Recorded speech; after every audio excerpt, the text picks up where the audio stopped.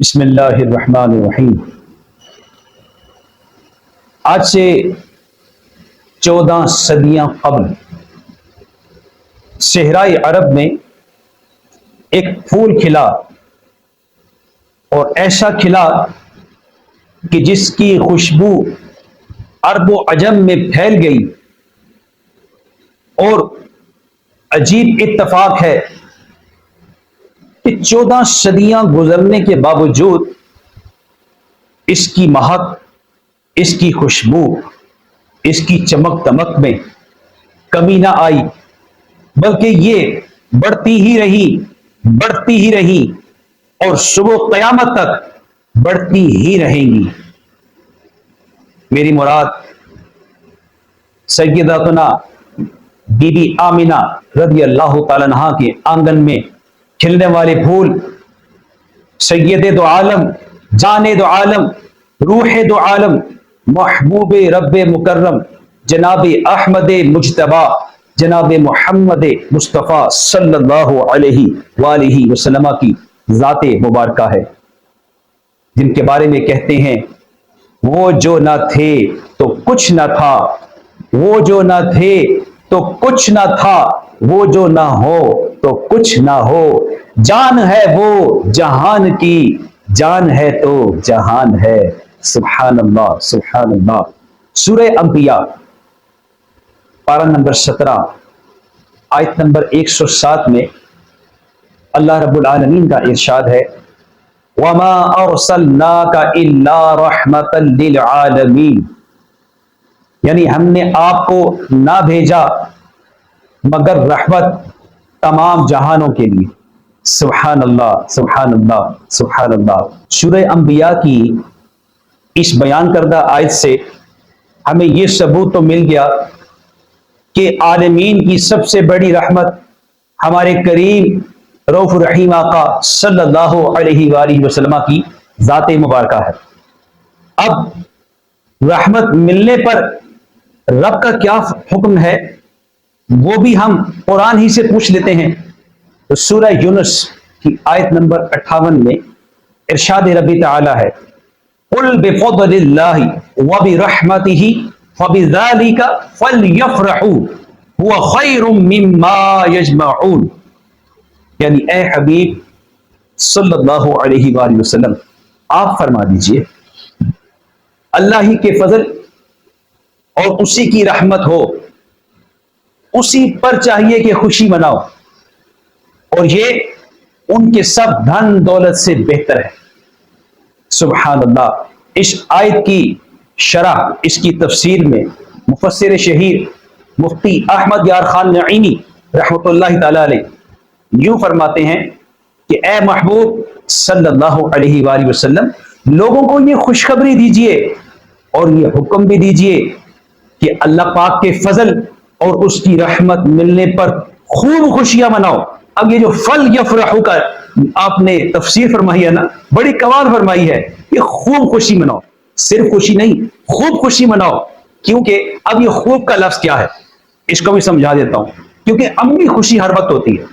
خوشی مناؤ کا مطلب ہے خوشی مناؤ، ٹھیک ہے، ہر وقت بندہ خوش ہے، لیکن جب خوب کا لفظ ہے تو اس کا مطلب ہے خاص کیا۔ اب یہ خاص کیا ہے کہ مثال ہمارے آقا صلی اللہ علیہ وسلم اس جہاں میں تشریف لائے، ہمیں خوشی ہے، اب یہ خوشی سارا سال چل رہی ہے، لیکن اس کی خاصیت کا وقت کیا ہے؟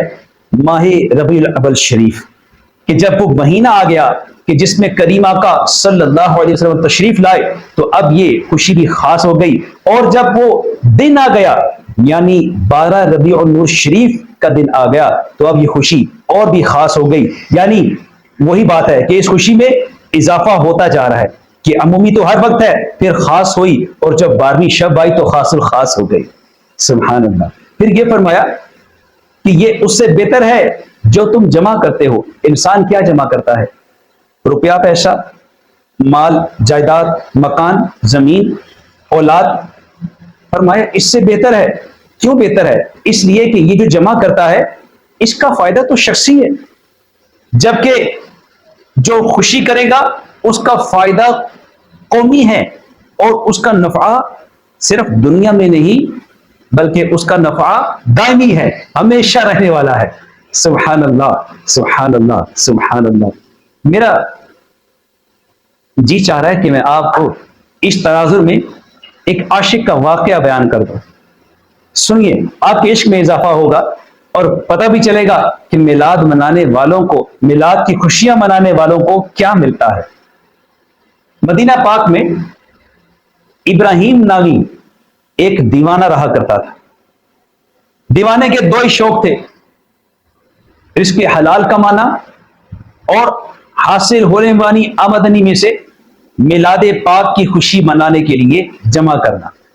پورا سال وہ پیسے جمع کرتا اور جب میلاد پاک کا مہینہ آتا تو بڑی دھوم دھام سے دائرہ شریعت میں رہتے ہوئے میلاد پاک کی خوشیاں مناتا، لنگر پکاتا، علماء، صالحین، فقراء سب کو جمع کرتا اور ولادت باسعادت کی خوشی میں کھانے کھلاتا، ایصال ثواب کرتا۔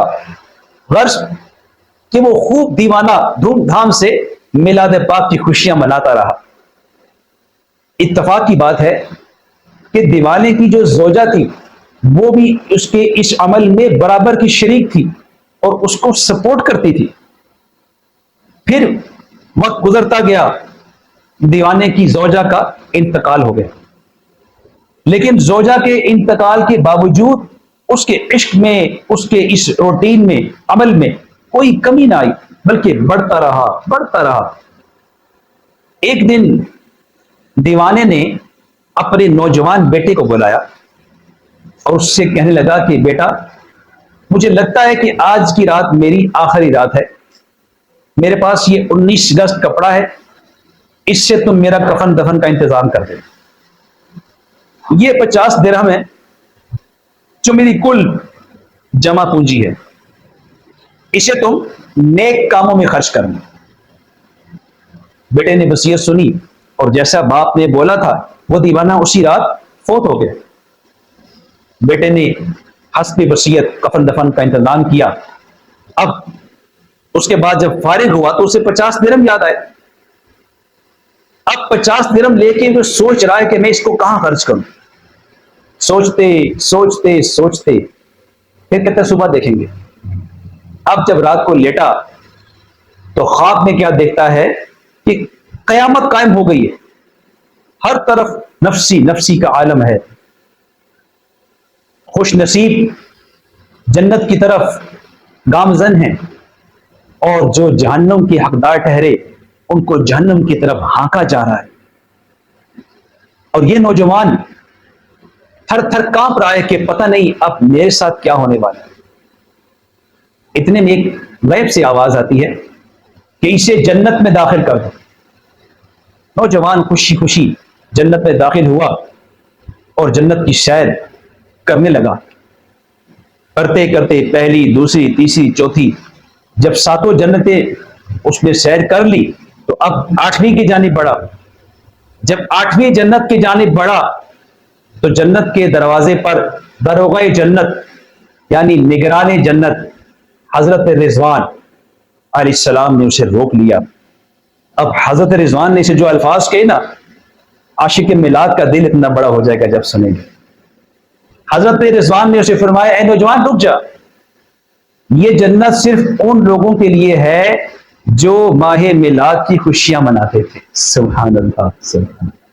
نوجوان نے جب یہ الفاظ سنے اب اس کا بھی دل اور بڑھ گیا خوشی سے، اور دل میں کہنے لگا کہ اب تو یقیناً میرے ماں باپ بھی اسی جنت میں۔ سبحان اللہ۔ ابھی ان دونوں میں یہ کلام چل رہا ہے کہ اندر سے ایک آواز آتی ہے کہ اس نوجوان کو اندر آنے دیجئے، اس کے والدین اس سے ملنا چاہتے ہیں۔ سبحان اللہ۔ اب نوجوان جب جنت میں داخل ہوا تو کیا دیکھتا ہے کہ نہر کوثر ہے سامنے۔ سبحان اللہ۔ اور نہر کوثر کے کنارے پر اس کی والدہ محترمہ بیٹھی۔ سبحان اللہ۔ سامنے ایک وسیع عریض تخت ہے جس پر بہت ہی ایک روبدار چہرے والی، ایک نورانی چہرے والی بزرگ خاتون تشریف فرما ہے، اور ان کے ارد گرد کرسیاں ہیں جن پر کچھ باروب خواتین بیٹھی ہوئی ہیں۔ نوجوان نے فرشتے سے پوچھا ये कौन लोग हैं? तो फरमाया कि जो तख्त पर तशरीफ फरमा है वो फातिमा बिनते मोहम्मद सल्लल्लाहु अलैहि वसल्लम है। उनके साथ कुर्सियों पर उनकी वालिदा हजरत खदीजतुल कुबरा रजी अल्लाह तआला अन्हा है, और उम्मुल मोमिनीन सय्यिदातुना आयशा सिद्दीका, हजरत हाजरा और मजीद वो बुजुर्ग खवातीन वहां मौजूद हैं। अब नौजवान का दिल बहुत खुश हुआ कि मेरी माँ को यह मकाम मिला, तो इतनी बुजुर्ग खवातीन के कदमों में उनको जन्नत में जगह अता फरमाई गई। सुभान अल्लाह। इस खुशी से आगे बढ़ा कि अब मैं अपने वालिद के मकाम को देखूं। आगे बढ़ा तो क्या देखता है कि एक बहुत बड़ा सोने का तख्त बिछा हुआ है और इस पर एक बहुत ही नूरानी चेहरे वाले बुजुर्ग तशरीफ फरमा है। उनके दाएं तरफ 4 कुर्सियां हैं जिन पे खुलफे राशिदीन तशरीफ फरमा है, और एक तरफ सोने की कुर्सियां हैं जिन पर दीगर अंबिया कराम अलैहिस्सलाम अजमाइन तशरीफ फरमा है।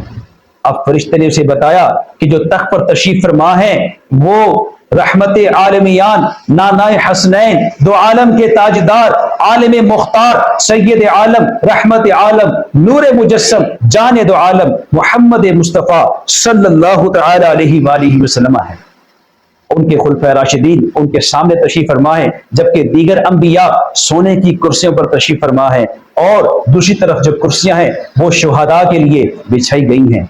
अब नौजवान खुशी खुशी आंखों ही आंखों में अपने बाप को तलाश करने लगा कि यकीनन मेरा बाप भी इन्हीं के कदमों में आस पास होगा, और उसका यकीन दुरुस्त साबित हुआ।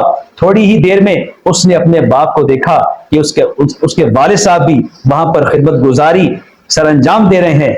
नौजवान बहुत खुश हुआ, और वालिद ने भी बेटे को देखकर पहचान लिया और खुशी से उसे गले से लगाया, और फिर उसने वालिद से पूछा कि अबू जान, आपको ये मकाम व मर्तबा कैसे मिला?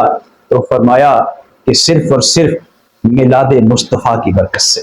सुभान अल्लाह, सुभान अल्लाह। इसीलिए तो हम कहते हैं सरकार की आमद मरहबा, दिलदार की आमद मरहबा, हुजूर की आमद मरहबा, पुरनूर की आमद मरहबा, अच्छे की आमद मरहबा, सच्चे की आमद मरहबा, मरहबा या मुस्तफा, मरहबा या मुस्तफा, मरहबा या मुस्तफा।